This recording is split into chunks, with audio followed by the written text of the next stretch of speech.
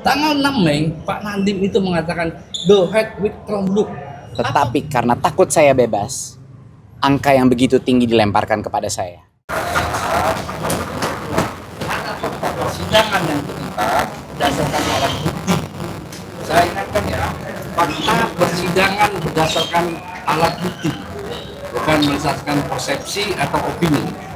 Ya kan? Apa itu alat buktinya? Yaitu pertama, kita menghadirkan puluhan saksi dan juga kita tahu dari pihak terdakwa melalui penasihat hukumnya juga menghadirkan saksi dari mereka.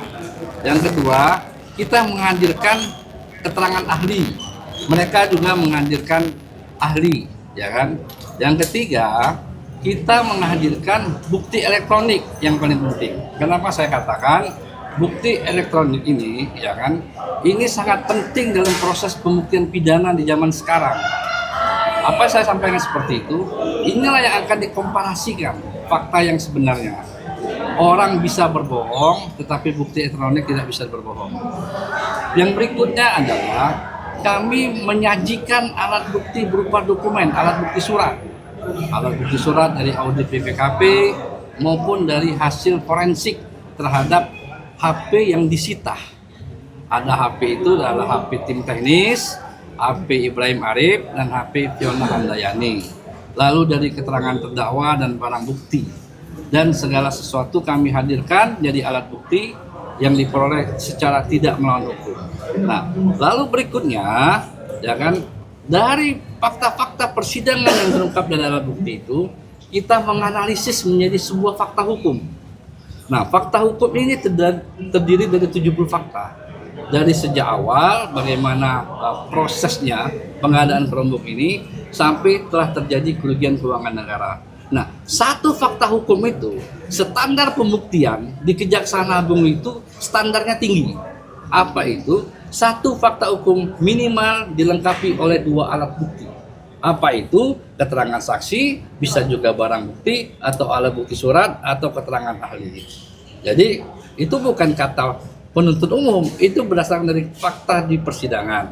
Nah, dari analisa fakta hukum itu dianalisis berdasarkan yuridis. Apa perbuatan melawan hukum, apa itu penyalahgunaan kewenangan, sebagaimana dalam surat dakwaan kami.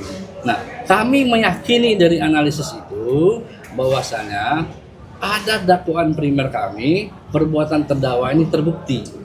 Apa itu? Berstandar deliknya adalah adanya perbuatan melawan hukum. Maka dari itu kami susun dulu pertama, kami mengingatkan dulu, ada peraturan perundang-undangan yang melekat kepada menteri. Apa itu? Secara konstitusi, Menteri Pendidikan itu punya khusus tersendiri. Dia harus mencerdaskan kehidupan bangsa segala macam. Artinya, seorang menteri sebagai pembantu presiden harus melaksanakan visi misi presiden.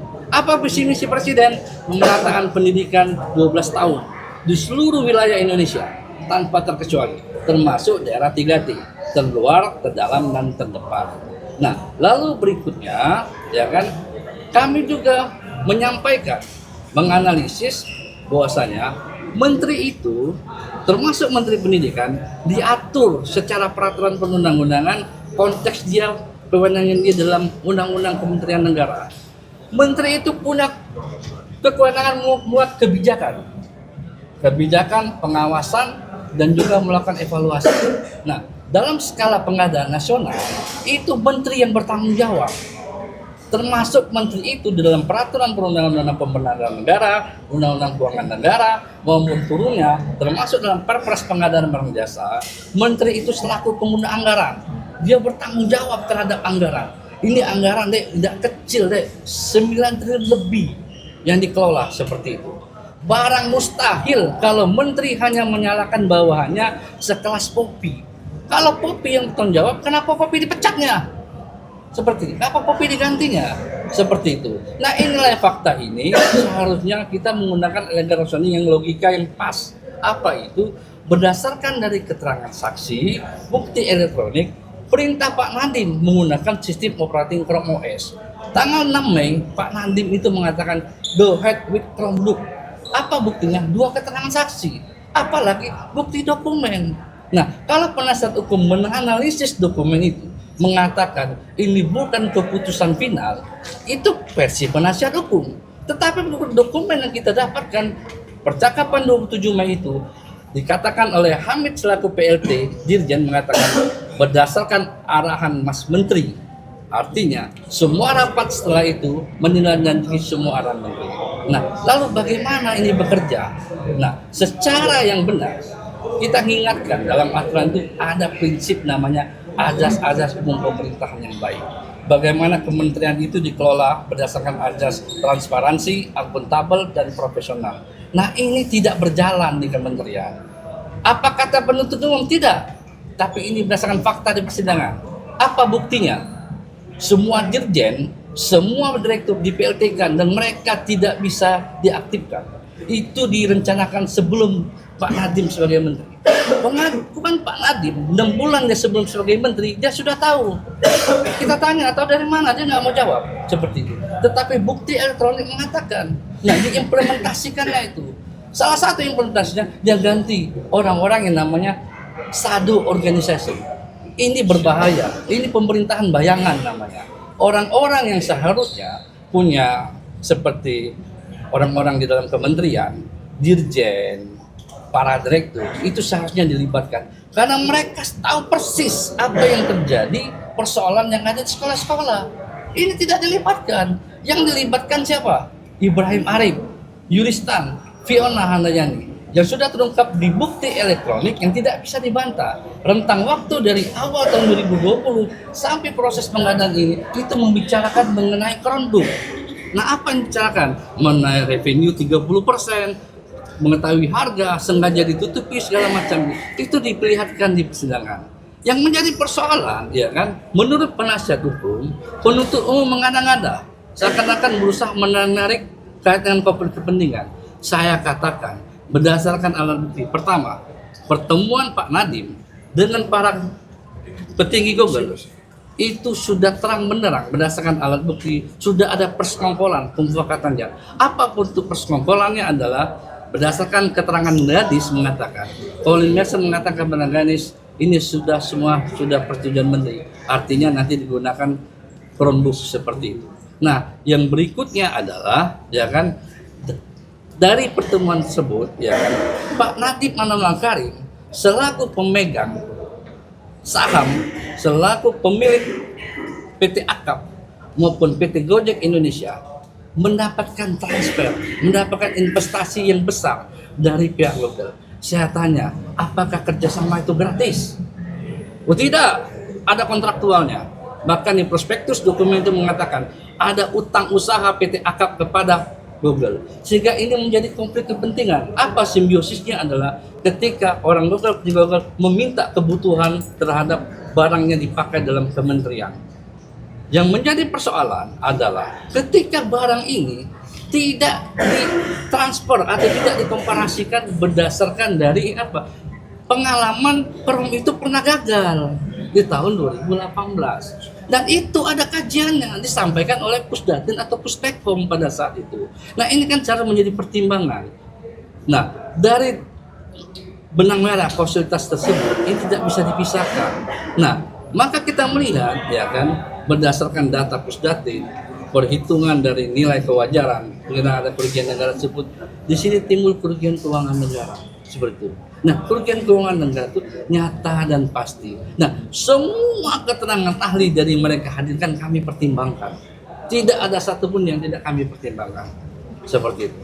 Dan kami melihat bahwasanya apa yang kami susun dalam legislator ini adalah berdasarkan dari pembuktian dalam surat dakwaan, berdasarkan dari fakta yang persidangan. Dan saya minta jangan kita membuat narasi hal-hal yang bukan bersifatnya substansif berdasarkan pembuktian di persidangan. Nah, narasi-narasi ini akan berbahaya, berkembang berbahaya menjadi sebuah opini yang tidak benar seperti itu. Nah, jadi saya ingatkan teman-teman, kalau sekiranya penasihat hukum terdakwa merasa dia keberatan terhadap diskusi kami, ada ruang yang diberikan dalam kuhap. Apa ruangnya? Adalah mereka melakukan pembelaan, mereka melakukan pledoi, dijawab di situ. Dan ada ruangan lagi, menjawab namanya replik. Dan kita serahkan kepada majelis hakim untuk memutus perkara ini dengan adil. Saya pikir seperti itu. Jadi saya ingatkan sebagaimana closing statement saya bahwasanya kami, tim teman-teman saya dalam melaksanakan tugas ini berdasarkan profesional, berdasarkan tugas kami, dan kami juga tahu akan dimintai pertanggungjawaban di yaumil akhir. Itu teman-teman media, saya sampaikan bahwasanya ini masih proses berjalan. Kita pakai ajas praduga tidak bersalah. Masih ada waktu pembelaan penasihat hukum dan terdakwa, ada menjawab replik dan duplik sampai ada putusan. Bahkan putusan tingkat pertama pun masih bisa diuji. Ada namanya upaya hukum, benar kan? Ada namanya banding. Bahkan di banding ada judes faksi itu, judes faksi menguji fakta, bisa diuji lagi fakta. Sampai akhirnya ada putusan judes juris seperti itu di tingkat kasasi. Nah, saya rasa mari kita dalam hal ini melihat menyikapi dalam perkara ini, mari kita menjaga pertama untuk tidak memberikan atau memberikan opini segala macam yang bisa tidak memberikan pendidikan yang baik di buat masyarakat seperti itu. Segala sesuatu itu sampaikan di persidangan. Ini adalah hari yang sangat mengecewakan. Mungkin tidak ada kata-kata yang bisa menjelaskan perasaan saya. Mulai dari keputusan kemarin, Saudara Ibam mendapat keputusan vonis bersalah 4 tahun yang sangat tidak masuk akal. Dan hari ini kita melihat hasil daripada kerja keras orang-orang jujur, anak-anak muda yang ingin merubah pola-pola lama, yang ingin maju terhadap transparansi menggunakan teknologi. Nah, ini adalah balasannya. Saya hari ini dituntut secara efektif, dituntut 28 tahun. Rekor. Lebih besar dari berbagai kriminal lain. Ya, 18 plus 9. Ya, jadi 18 plus 9. Dan plus 9 itu adalah uang pengganti. Dan uang pengganti itu adalah jauh di atas harta kekayaan yang saya punya. Jadi bisa bayangkan, itu artinya otomatis saya dituntut oleh kejaksaan 28 tahun. Untuk kesalahan apa? Tidak ada kesalahan administrasi apapun, tidak ada unsur korupsi apapun dalam kasus saya, dan seluruh masyarakat sudah mengetahui. Jadi saya bingung. Kenapa? Kenapa tuntutan saya lebih besar daripada pembunuh? Penuntutan saya lebih besar daripada teroris. Nah, ini mungkin adalah karena di dalam alur persidangan ini sudah terang benderang bahwa saya tidak bersalah. Tetapi karena takut saya bebas, angka yang begitu tinggi dilemparkan kepada saya.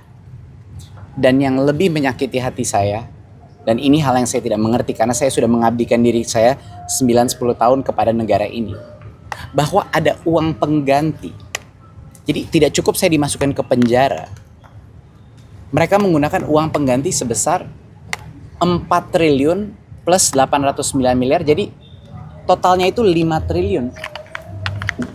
Total kekayaan saya di akhir masa menteri itu nggak sampai 500 miliar. Dia menggunakan satu angka yang menjadi puncak nilai kekayaan saya pada saat IPO. Cuman sekejap itu. Itu artinya kekayaan yang tidak real atau fiktif. Dia menggunakan angka itu, lalu itu yang dijadikan uang pengganti. Dan mereka tahu saya tidak punya uang itu. Jadi kenapa itu dilempar kepada saya? Yang lebih mengejutkan lagi adalah tidak ada hubungannya. Uang itu adalah kekayaan sah yang saya dapatkan menciptakan jutaan pekerjaan dengan saham Gojek. Itu adalah saham yang saya dapatkan di tahun 2015 dan semua pembuktiannya sudah ada. Tetapi tetap saja itu digunakan sebagai senjata hukum. Nggak tahu untuk menakuti saya, untuk menekan, saya tidak mengerti apa sebenarnya alasan dari ini. Tapi yang ini terus terang hari ini dengan efektif pidana 18 tambah 9 berarti 27 ya. 27 tahun pidana. Saya sudah tidak tahu lagi apa harapan bagi anak-anak muda di negara ini. Apa harapan bagi generasi muda yang sedang melihat cara kita diperlakukan seperti ini. Dan apakah ini memberikan pembelajaran buat saya. Kalau saya melawan balik, kalau saya membuka kebenaran di dalam sidang, apakah inilah hukuman saya? Mungkin itu yang terjadi. Jadi saya harap sekali bahwa masyarakat, terutama anak-anak muda, kita kawal kasus ini bersama, kita berjuang untuk kebenaran, jangan putus asa. Indonesia masih ada harapan. Saya berjuang di sini memang ada alasannya. Kenapa Tuhan memberikan musibah ini kepada saya? Mungkin bukan musibah, itu yang saya sadari. Mungkin tanpa ini kasus kena ke saya, mungkin ketidakadilan selama ini terjadi mungkin tidak terbuka. Mungkin bagi teman-teman lain yang tidak punya nama saya, tidak punya suara saya, mungkin hal-hal ini terjadi terus dalam sistem keadilan kita dan tidak pernah terbuka. Jadi mungkin itulah Allah memilih saya untuk mengalami ini agar masyarakat mengetahui, agar generasi muda yaitu masa depan Indonesia mengetahui perjuangan kita masih panjang.